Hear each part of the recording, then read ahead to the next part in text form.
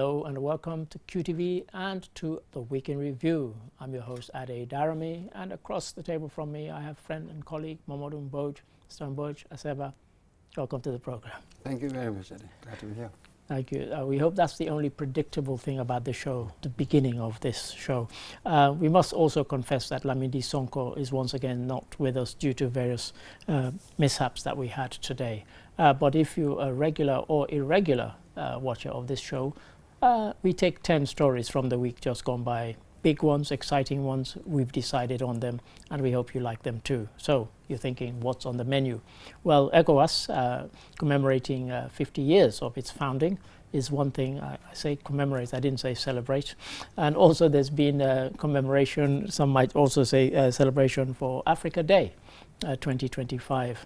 And Gambia Revenue Authority had a chance to speak at the Africa Development Bank, and they had some advice for other African countries.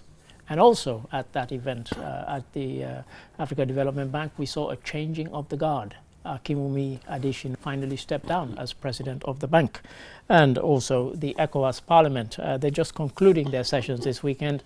And once again, they've been talking about, guess what? 2-term limits for presidents, and we'll get into that. And so those are some of the stories on tonight's program. So I guess we should get things off and running, shall we? Well, here in the Gambia, one of the stories I didn't mention that once Tabaski is coming, there's also the matter of wanter. This is people who sell informal stuff. And some of the people who have more formal structures, such as shops, have not been too happy. It's across the country. But in Serekunda, at the market, it got really tense. Have a look, have a listen. The annual pre-Tabaski market, locally called Wanter, during which business owners, including women, men and youths, display and sell their goods in a festive atmosphere, has been halted due to disagreements between shop owners and street vendors. This has left many vendors frustrated as they rely on the Wanter event to boost their sales and earn essential income for their families ahead of the holy season. The meeting brought together market management committees, street vendors, officials from the Kanifi municipality, ward councillors, the Senegalese ambassador's representative and others to discuss how to accommodate both parties. To address this issue at hand, I was the first mayor to question the use of highways for business purposes. My reason is that when the garbage trucks come to collect waste, they pose a serious challenge to them. But again, we all understand that that is not their desire to sell on the streets. Therefore, let us be considerate in our decision making. Let's continue to communicate and reach an understanding. And there we heard the intervention by KMC Mayor Talib Ahmed bin Suda. Our colleague Lolly mentioned festive, but I think she said in a festive atmosphere. I think fractious will be more fitting based on what we've seen, certainly since I came to the Gambia. Every year as we approach Tabaski, the Wanter thing comes and we get this back and forth, the kind of confrontation between shopkeepers and the folks who are selling on the pavements outside their shops. Absolutely. I mean, here, Wanter is much more than commerce. It's also a social and cultural event, woven really into the Tabaski festivity. Right. I can remember as far back as forever, particularly women, my aunts, neighbors, whoever, they will talk about waiting for the Wanter for one item or another. You know what I mean? Yeah. That they often offer cheaper prices for their products, and that's that vibrancy, that access is just part of us. So really, the next question I think would be, now how do you accommodate it sort of in a way that wouldn't bring this recurrent market dispute? Well, this is it, and at Serekunda and other places, we've been told that they've allocated places for them. But they don't seem to want that. And in case anybody wondering, it's for about 10 days that this goes on, the 10 days leading up to Tabaski. You know, they've said, we've got the space for you, but of course, they're not going to get the kind of passing trade the usual passing custom that they would get if they just camped outside a shop, and that's why they're not going to these places. So it seems a sensible idea that you create a space for them, but they don't seem to want to go there. But this is it. How was that designated? Was it a top-down kind of decision where they involved, you know, try to get as many of them as you can, then they'll be involved in the decision making, then it will help really to make it easier to enforce, isn't it? That's right. But otherwise, there could be all sorts of reasons that perhaps people who took the decision, as it were, to designate somewhere, perhaps they didn't take into account, or they just simply they probably ignore. didn't consult. And they just ignore. So this is what you get. The people will just return and then look at it. Well, this is it. So, you know, as we speak, for the whole of this week, leading up to this program, there have been talks ongoing. And you know, there have been people kind of putting, as you said, it's a tradition. It's become a tradition. And some of the people who were displaying their goods were saying, look, we don't know why these people are complaining. We're not even selling the same stuff as they're selling in their shops. We wouldn't do that. So we don't know why they don't want us here. Last year, in this particular area, of course, they banned them because they were doing the Operation Clear the Road, and it was convenient to push them somewhere else. But apparently they weren't that happy as to where they were pushed to, again, probably due to lack of consultation. So this year, we've had these talks every day with the mayor getting involved, and I gather there's been some, they're trying to make an appeal right up the way to the president to see whether he can intervene. And of course, if he intervenes in Serekunda, he'll have to intervene everywhere else in the country where this happens. Yes. And you even wonder about the effectiveness of this consultative approach. You know, we've been having it. People will talk every year about this. What about putting in certain structures, I don't know, vendors associations, designated spaces, you said, but you consult them really, and then maybe that way, or even zoning. You can be in certain zones. Because we got through the post, we got a letter saying there was a one-tier at the Independence Stadium. Absolutely. And so, you know, people are coming up with kind of creative ideas in this area to see whether, you know, they can shift. But I think, you know, that stadium event, I believe, was over 1 or just 2 days. So, you know, it wasn't the kind of length of thing. And of course, how many people went there, I'm not sure. That's it. So you have to give them sort of lasting, credible solutions, and they must be involved really in the decision making. We think that helps. And then whatever we agree, the enforcement mechanism as well. We tend to fall short in that area. So what enforcement mechanism would be in place to make sure that you have a consistent, even, as it were, application of the rules. Indeed. I suspect this time next year we'll be talking about this tradition still not being resolved. But thank you for that, Mr. Mboch. Now on to completely different matter. The Gambia Revenue Authority with the boss, Yakuba Dabo, Commissioner General, they went to the Africa Development Bank, and you know, they took part in various discussions, and they had some interesting information to impart to other countries about some of the work that has gone on successfully here in the Gambia. Here's some of what went down.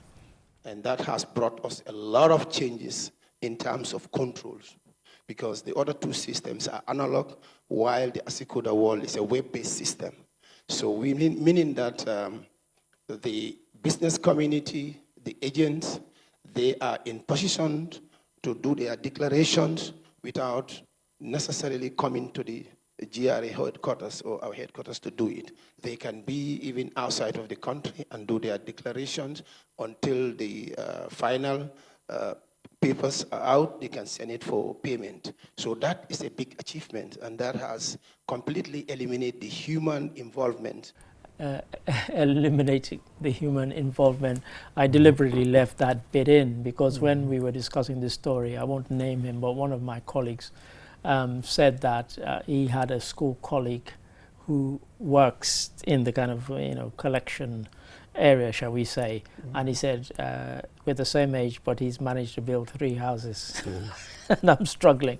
And so I think there have always been these rumors, Mr. Mboch, and so, you know, Commissioner Dabo there, Commissioner General, talked about Asikuda World, which we featured quite a lot, and it's now becoming kind of accepted and embedded here in the Gambia. And when he spoke at that event, he was surprised at how few of the other African countries are actually using the kind of digital system which eliminates that kind of human element and the temptation that comes with that. That's it, and I think we've also introduced e-tracking, e-tracking system, that's right. and the national single window. Yeah. So there are all these efforts sort right. of really ongoing.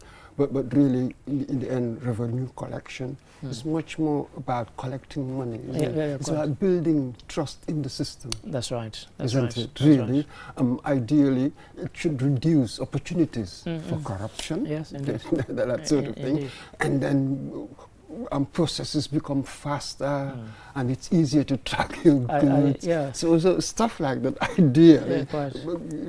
I'm smiling because I'm old enough to remember in the 1960s in Freetown, you would have these tax collectors who go around to the Lebanese and the Indian shops with their book.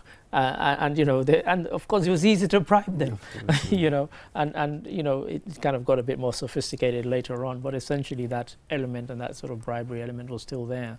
And these are some of the things they're trying to take. As you rightly said, it's about revenue collection.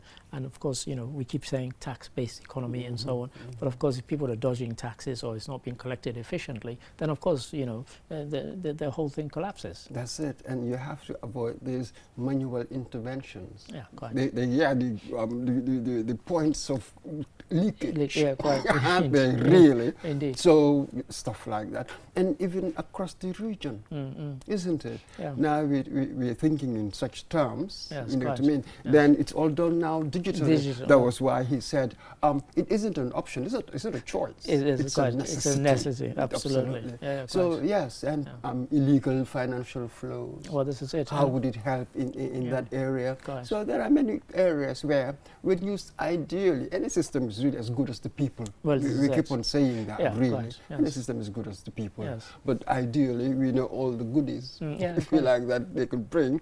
But it depends on how we do it. This is it. And the thing that made me also smile when I heard him speak was that we've recently heard from the investigations into the local councils, how people who had machines that were meant to say, oh, my machine broke down and I left it at home for 6 months, but I carried on collecting. All of that you kind of do away with, because these people ended up, you heard people saying, you know, I kept $10 million seized in my own personal bank account rather than in that belonging to the council. And of course, it does away with all of that sort of thing if it's all digitized. Absolutely. But again, when I bypass procedure, you know what I mean? What's put in place, the rules put in place when I bypass them. To kind of crack down. Crack down, you know what I mean? So any system you bring, if I really think about cracking it, yes, you know what I mean, to get away with things, quite. I will People do could, it. quite. They will do it. Yes. So really, that's why it said that the system is as good as the people. Good, So it just depends. It's very good tool. Quite, Nobody will deny that. It's a quite. fantastic tool, but it depends on how you use it in the end. It depends on how you use it. Absolutely right for that. Thank you so much. Now, at the top of the program, I said that there were a couple of commemorations / celebrations. One of them is, of course, our community, economic community of West African states, ECOWAS, commemorated 50 years, yes, of its founding. Here's some of what they were commemorating. 50 years ago, West African leaders, including late former president of the Gambia, Sir Dawda Kairaba Jawara, and the former Nigerian president and the only surviving founding member, Nigeria's General Yakubu Gowon, met in Lagos to lay the foundation of a united regional community. Today, that vision has matured into a strong sub-regional bloc that had and continues to play a critical role in promoting peace and security, with ECOWAS forces still stationed in the Gambia and Guinea-Bissau. However, the exit of 3 member countries, Mali, Niger, and Burkina Faso, and the suspension of Guinea-Conakry are a major setback for the 50-member bloc. In a message to mark the Golden Jubilee, the president of the ECOWAS Commission, Dr. Umar Aliou Touré, praised the resilience and achievements of the bloc, which continues to deal with security threats such as terrorism and unconstitutional change of governments. There is more room for improvement for ECOWAS to really do a lot so that the average Ghanaian, the average Gambian, when you talk about ECOWAS, they want to associate with ECOWAS. Because I'm not saying we are not seeing what ECOWAS is doing. The name is there, but how are we feeling it? It's an integration, trade. How freely are they moving through the borders? It's really not impressive. That gentleman there kind of summed up what a lot of people said about ECOWAS. I mean, I did my own little straw poll, Mr. Mboch, in the office. I showed a picture of the dignitaries, and I pointed to one gentleman and said, "Do you know who that is?" Nobody got it. And of course, it was Yakubu Gowon, the only surviving of the 15 who signed the initial protocol that brought ECOWAS. And it just told me how little we teach about ECOWAS.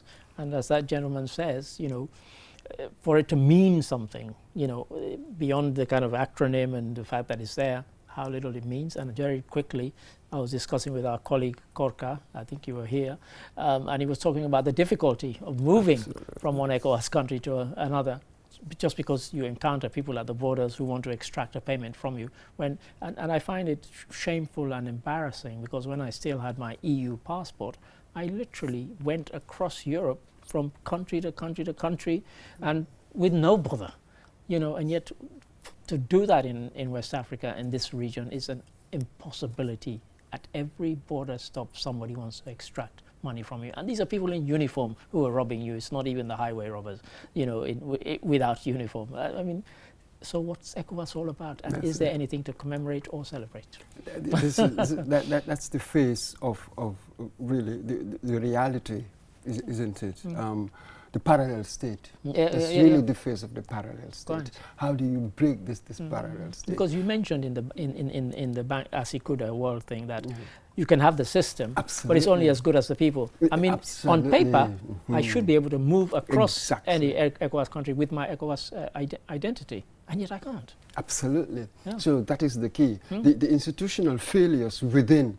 This is how they show themselves, really, when it comes to situations like this, with the supranational bodies. This is how they show themselves. Yes. Absolutely.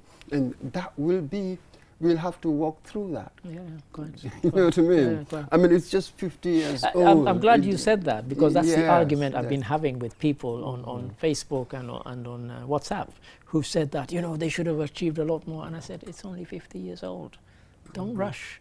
Even the countries that make up ECOWAS, some of them are still finding their way, let alone the regional body itself. So don't, you know, let's not kind of rush to judgment, because when people look back, it seems people are more ready to talk about ECOWAS's failures than its successes. Absolutely, and it's been successful in many areas. I mean, Eddie Winata, given an individual's life, now, in our age, nowadays, 50 years is really nothing. Quite.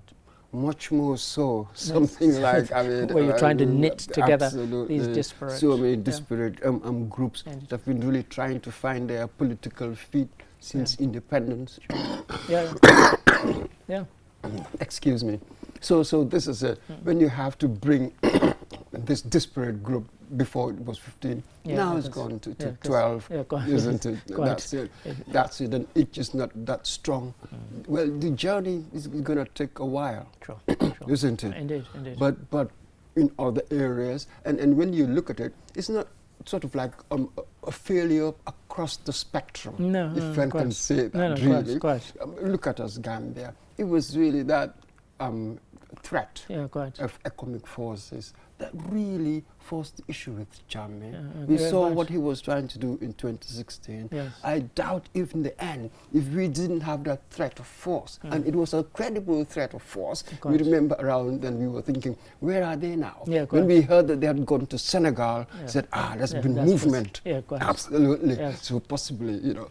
So that was really very good.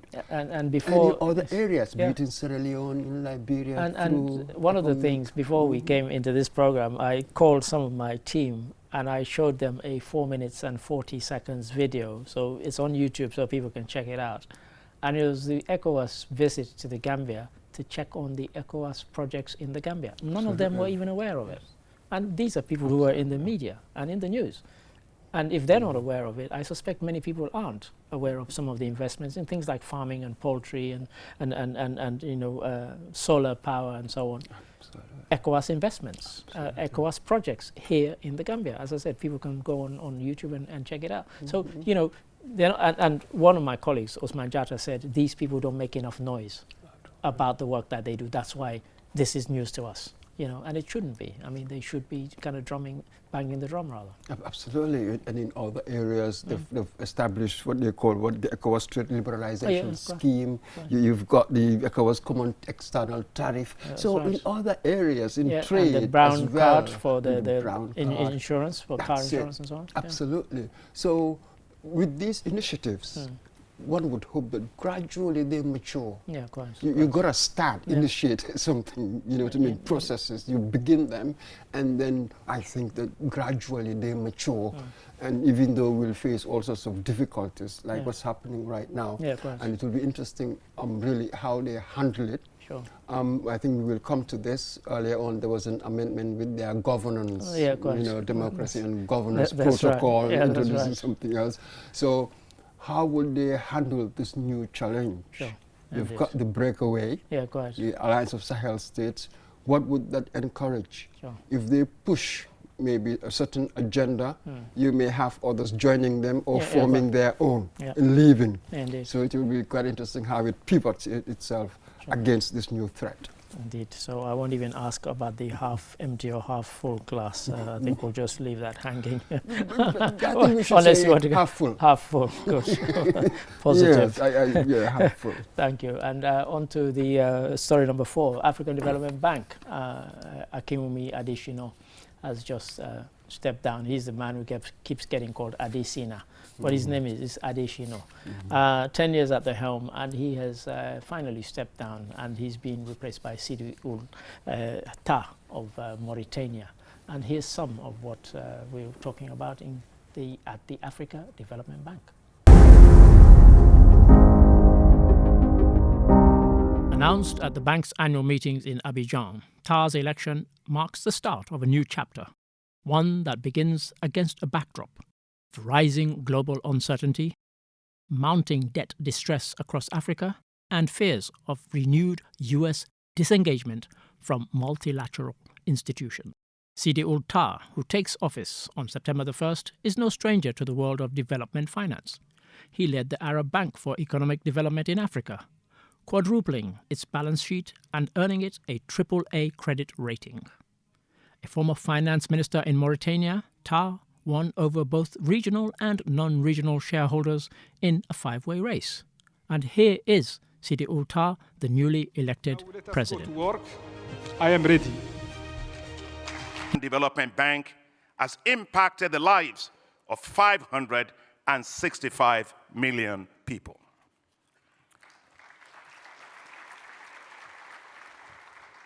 This includes 28 million people with access to electricity, 104 million people with food security, 121 million people with access to improved transport, 128 million people with access to improved health services, 67 million people with improved access to information and communications technology, 63 million people with access to drinking water, and 34 million people with access to sanitation.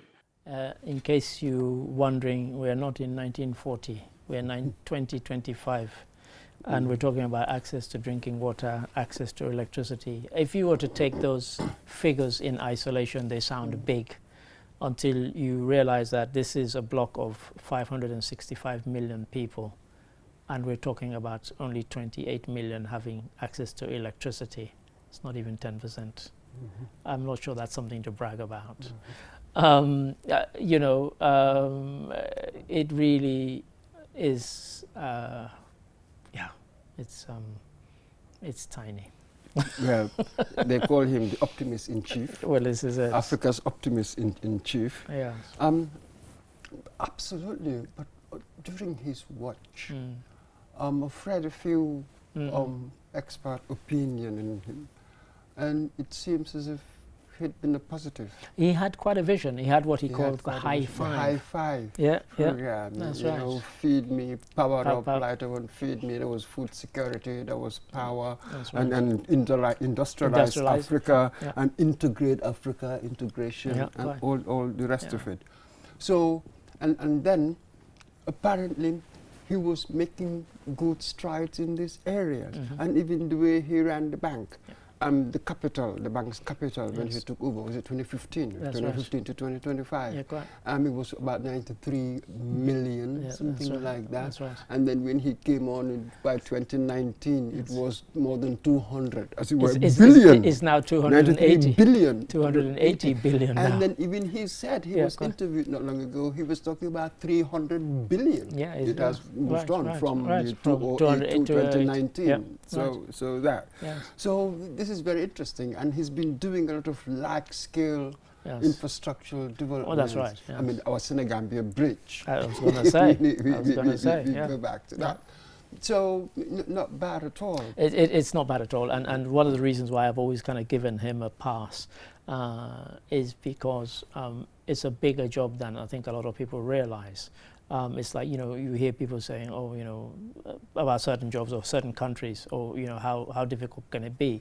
Well, if you look at the 54 countries in Africa that the Africa Development Bank is trying to kind of help out, then, you know, it's a tough task. And you have all these kind of competing kind of regional considerations and you know, sectoral considerations as well. So it's not an easy task, and you know, Sidi Ould has quite a job on his hands. That's absolutely it. Coming in at the time when you're experiencing funding shortfalls. Indeed. For instance, Trump's pulling administration, back, more than 500 million, really, they're supposed to give them. So how would he, where would he get what Trump is taking away? Resource mobilization. Well, how do you do that? He's extremely experienced. Well, indeed, yes. Former minister, absolutely. As well. Yeah. And what the Arab Bank for Economic Development in Africa. That's right, and he was, you know, supposedly quite transformative when he was there, and you know, that's kind of part. I mean, he won by a landslide, you know, against his, you know, the other people. There were 5 of them in the race, but he was head and shoulders above the others when it came to. And people from all the regions voted for him. That was the other thing. And he was a stellar field. You are right. Samuel Mayembo from Zambia, who came second with 20%. I think Tar got 76%. That's right. Vice president of the World Bank, something like that. Yeah, and there was also the Senegalese, Amadou Hott, as well, former minister. So it was a stellar field. But this is it. So I think they probably have confidence in what he's delivered so far in development finance. Yeah, indeed, yes. Isn't it? He's really apparently very good at that. So now this is the key. What are you going to do about the funding shortfalls? How are you still going to continue to bring economic development? And is he going to keep the high five or come with his own? Keep the high five or come with his own agenda? Climate resilience, climate change, that's huge, isn't it? Apparently we lose 7 to whatever billion to climate change and that sort of thing. And even would you help with the debt management? Yeah, quite. Yes. You know, the debt vulnerable. Exactly. Quite. So experts have been pointing to some of these things that he would have to deal with once he comes in. Yeah, it's a tough task. It's a tough task. We wish him all the best. Thank you for that, Mr. Mboj. And now on to story number 5, another commemoration.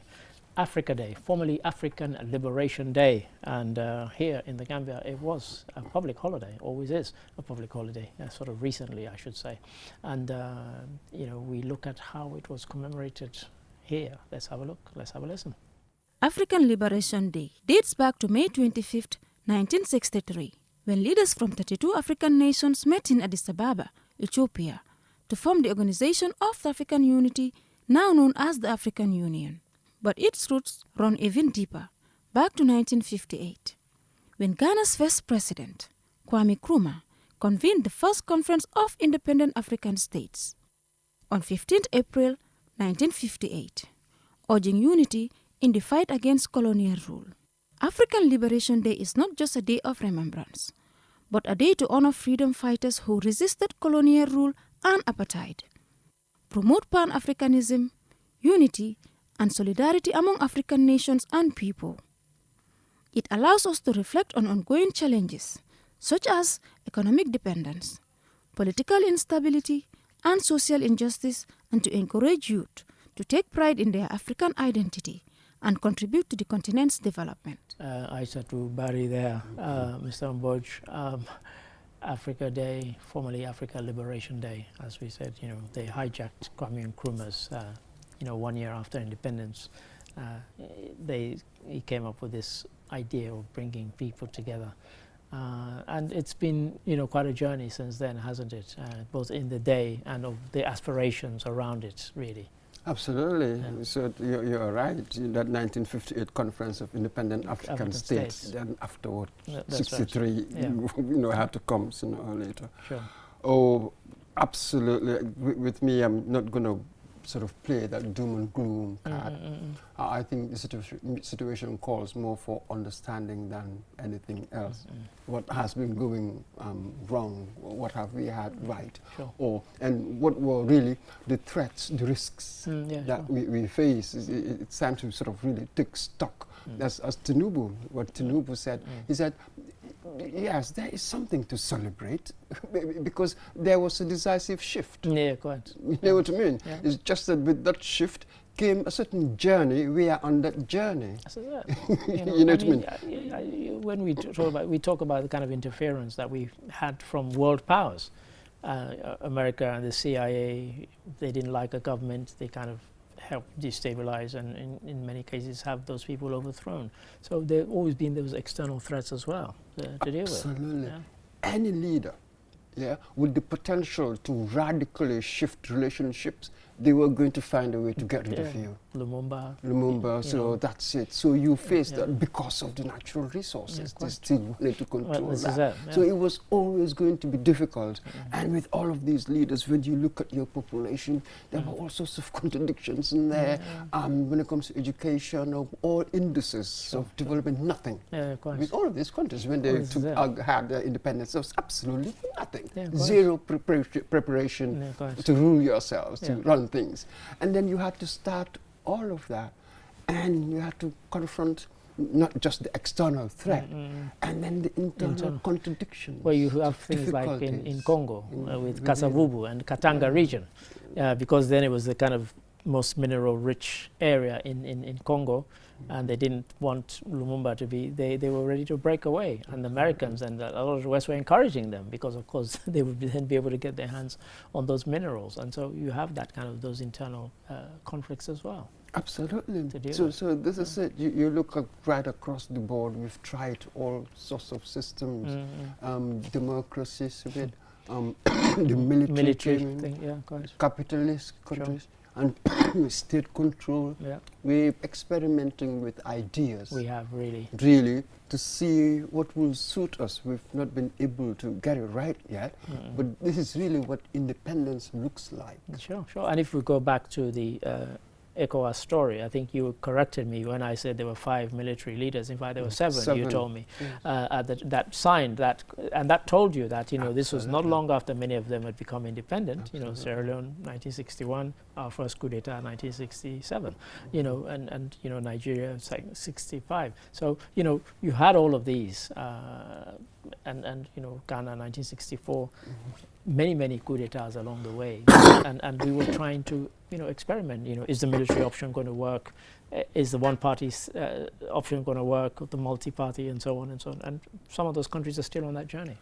Absolutely, and the dangers were always there. In the 50s, was it Wole Soyinka said, "Dance in the forest"? Yeah, quite. Extraordinary play. Could see potentially what would happen. I see people have been quoting it recently. Absolutely, and not afterwards. Once we got Chinua Achebe's primer, things fall apart, and then not long you've got the man of the people. How the nationalisms sort of anticlimax into this kleptocracy. That is really the oldest theme in post-independence literature. And that's really where the reality is. If you really want to know a people, just read their literature. That's really what it is. How have we collapsed into this kleptocracy? And it's still what it is. So this is the challenge for youth. How do we break the mold? And I think that is a big challenge for the youth. And I tell them when they come and visit us, don't try and be like your elders. Try and be different. Try and be better. Try to be different. Try to be better.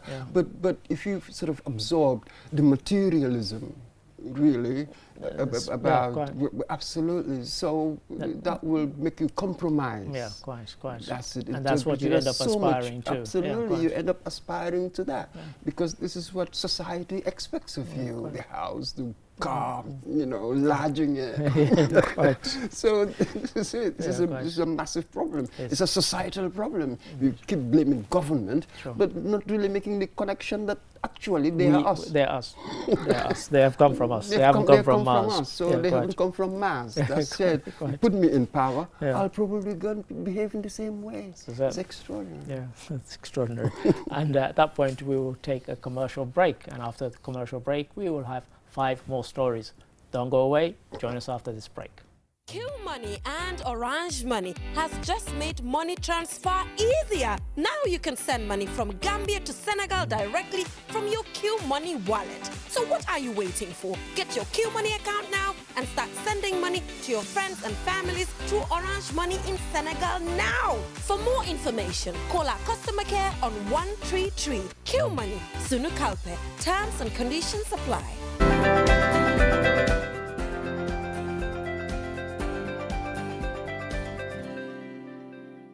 Hello and welcome. You are watching QTV and you are watching the Weekend Review. And if you're joining us at this point, it means, what does it mean? It means you've missed 5 really, really good stories. But of course, if you're a regular or not so regular viewer, I can tell you that of course we have 5 cracking stories still to go, so no need for despair, eh?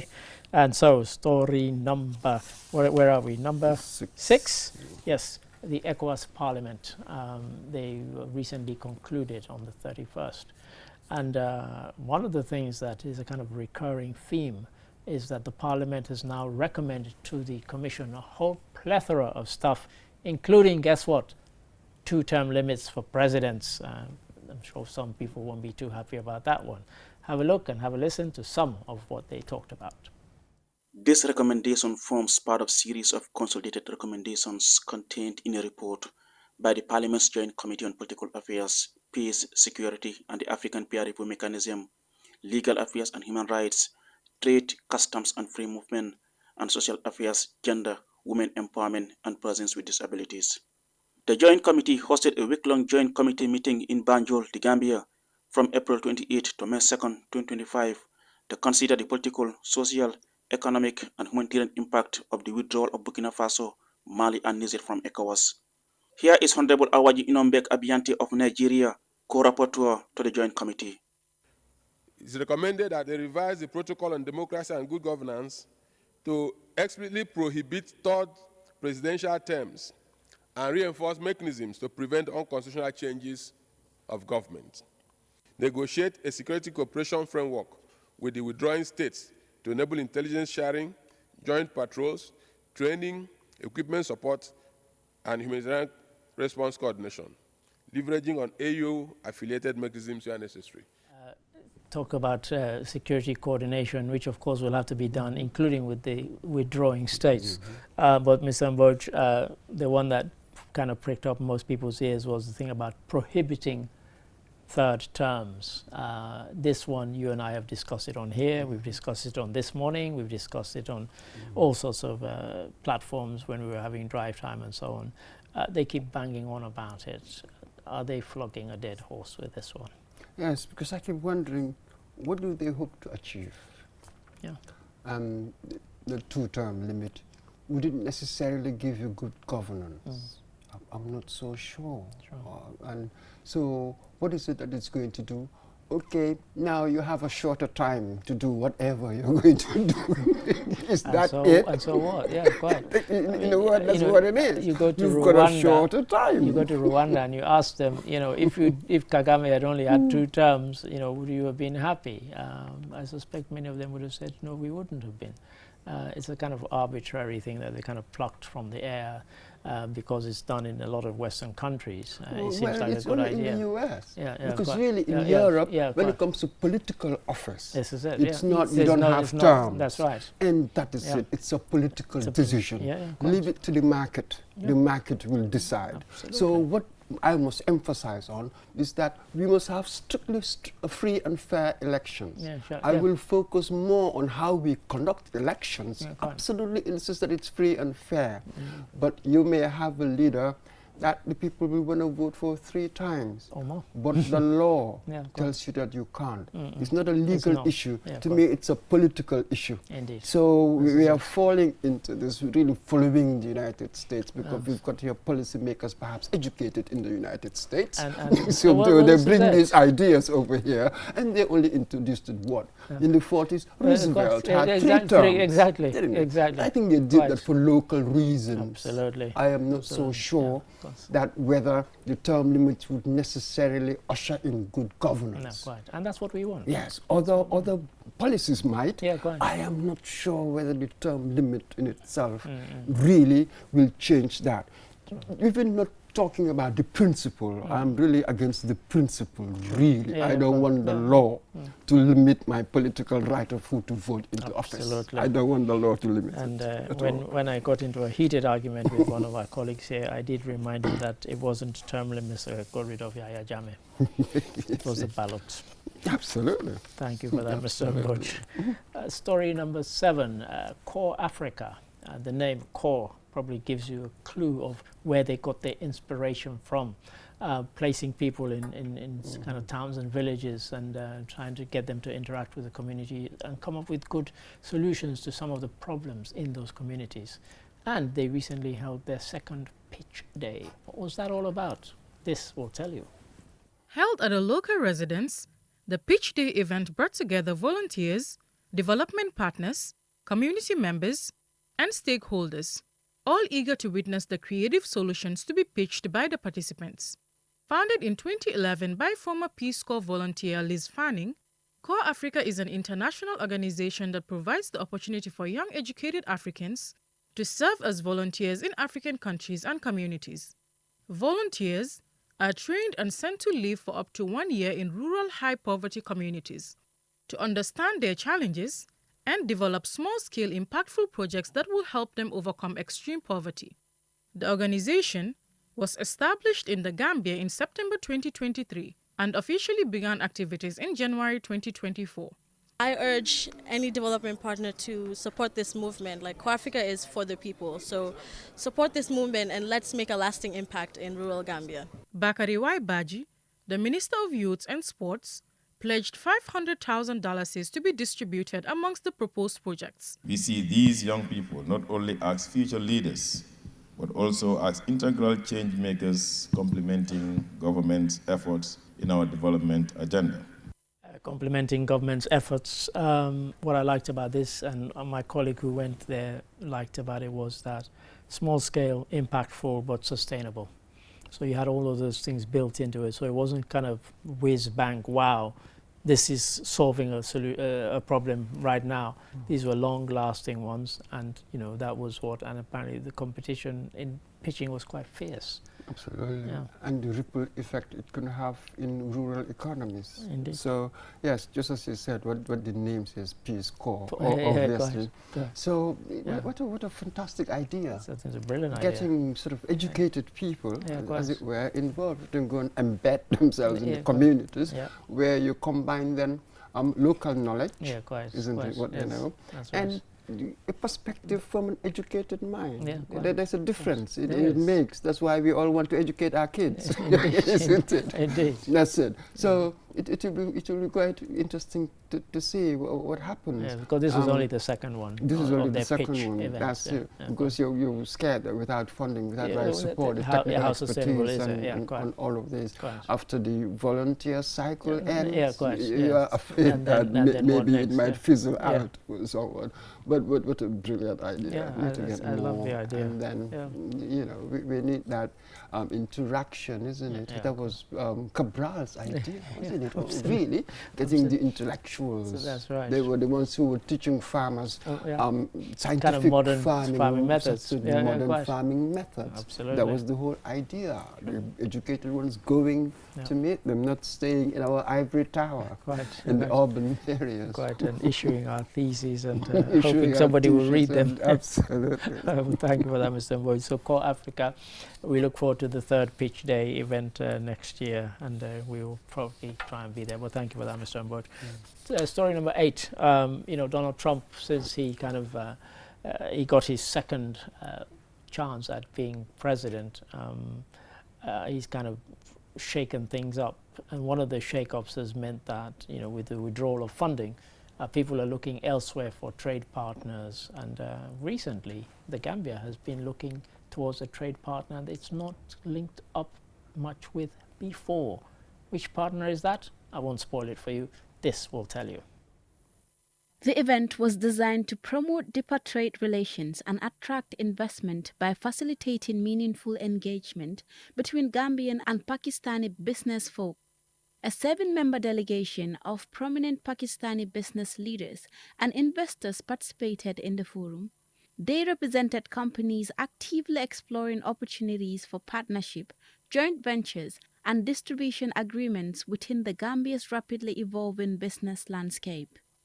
The forum provided a dynamic platform for knowledge exchange, investment promotion, and business networking, with discussions centered around enhancing trade and investment flows between the two countries. Key sectors identified for collaboration included agriculture, textile, housing and real estate development, manufacturing, renewable energy, information technology, construction, infrastructure, and trade services.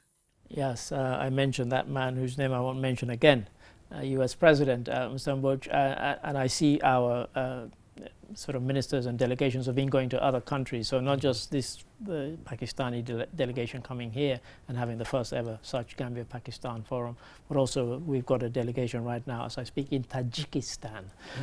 So we're reaching out and trying to see whether we can start doing trade deals, and of course Turkey, we're trying to increase the trade that we do with Turkey.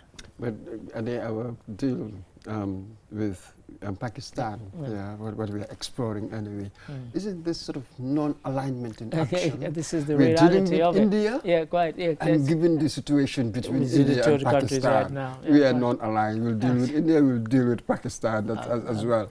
Absolutely, why not tap into what, I don't know, new expertise, possibly new trade. And we have, they're also a Commonwealth country. And we've talked about how little trade there is between Commonwealth countries, and I've always been critical of people going to these Commonwealth heads of government meetings and not kind of using that opportunity to actually say, hey, we're all from the Commonwealth, can we do some trade, and I do wonder what they discuss, really. But this is an ideal opportunity. Pakistan, a highly industrialized nation, of course, a nuclear nation even, and there could be opportunities. Absolutely. And well known for their textiles industry. Well, indeed.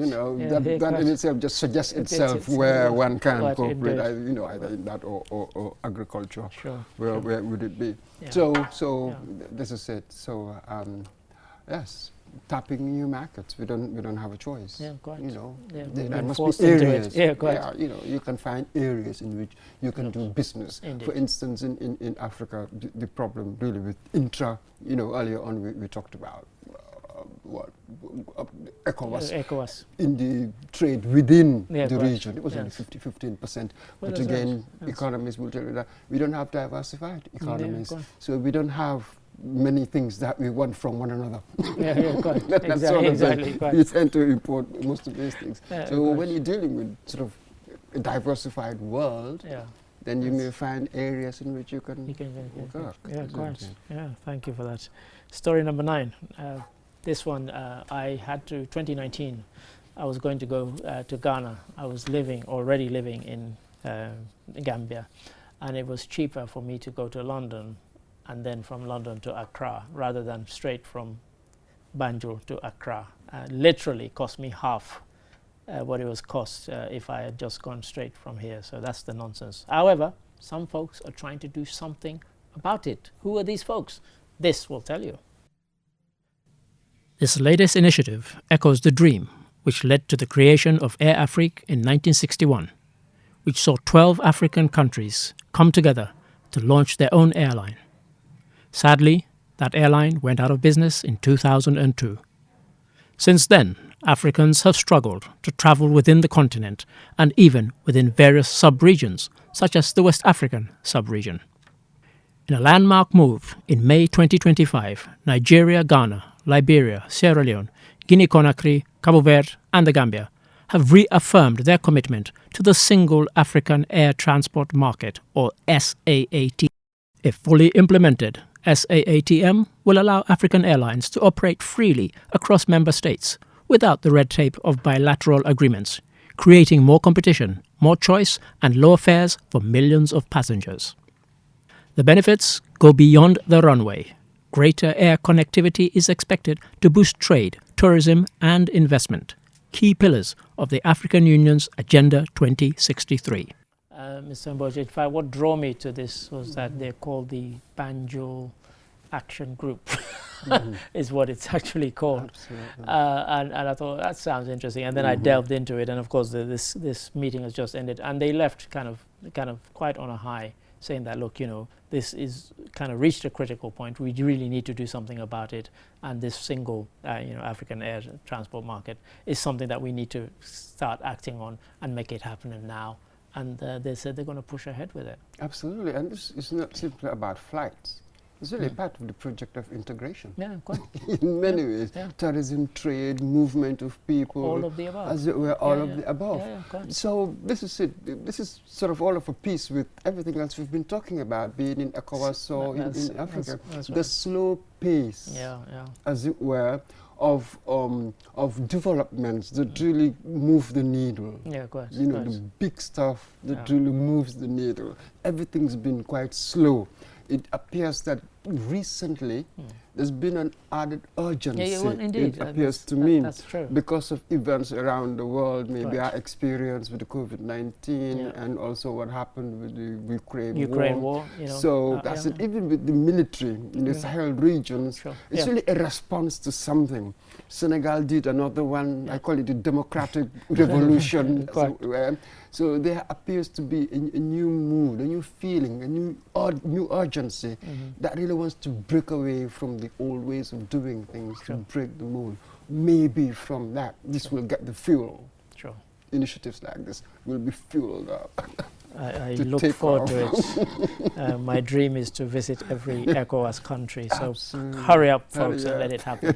Thank you, Mr. Mboj. And that takes us on to our final story. And a Ghanaian woman has won the Global Nursing Award for 2025. How did she do it? Have a look, have a listen. In 2021, announced the existence of an Asta Guardians Global Nursing Award, where registered nurses worldwide can apply to be recognized for their work in various fields such as leadership, research, innovation, and community service. Dr. Mupen, motivated by the global shortage of nurses at the time, wanted to recognize the crucial role nurses play in the healthcare field. On 12th May 2022, the healthcare conglomerate brought together key stakeholders and held the first ever Asta Guardians Global Nursing Award ceremony, where Anna Kabali Duba, a Kenyan nurse, recognized for her community work on girls' education, female genital mutilation, and early marriage, emerged victorious amongst 24,000 nurses and used her prize money to build a school in Kenya. In 2025, after an astounding participation of over 100,000 people from 199 countries, Ghanaian oncology nurse Naomi Ohene Oti, out of the 10 finalists that were chosen, was declared winner of the award during the ceremony and received a prize of $250,000. As head of the Nursing, National Radiotherapy Oncology, and Nuclear Medicine Center at the Korle-Bu Teaching Hospital in Ghana, Naomi has transformed patient care, pioneered specialist nurse training, and championed equity in cancer outcomes. We don't have much time on this one, but Mr. Mboj, we've also been doing sort of awards here in the Gambia. And what's interesting about this is there have been 4 winners. 2 of them have been Africans, 1 Kenyan and now 1 Ghanaian. I looked at it and it got quite a lot of coverage around the world. actually. You know, he talked about Dr. Mupin there. They actually gave him a special award as well for having come up with the initiative, which is kind of ironic because it's his organization. But he said, you know, I saw the interview and he was talking about he became aware of a global shortage of nurses. And of course, within that global shortage, we also have our own country shortage when we train these nurses and then they flee mainly to the West, of course. But, you know, now they can compete and get an award, $250,000. Paradoxically, that was it. As on the one hand, we're hemorrhaging nurses, but on the other hand, we're creating great ones. We sort of taking the center stage, international center stage for their work. Absolutely extraordinary. What effect might it have on others? Would maybe thinking about that's it. Or maybe I should stay around and do the work here. You see, could it inspire that in people? I do not know. Sure. But I know that sort of in the face of material gain, material gain will always trump really the sort of idealistic sort of wet stuff in many ways. Yes. But what an extraordinary, inspirational story there. Absolutely, and one of the reasons I wanted to play it is because I wanted to inspire some of our Gambian nurses to apply next year.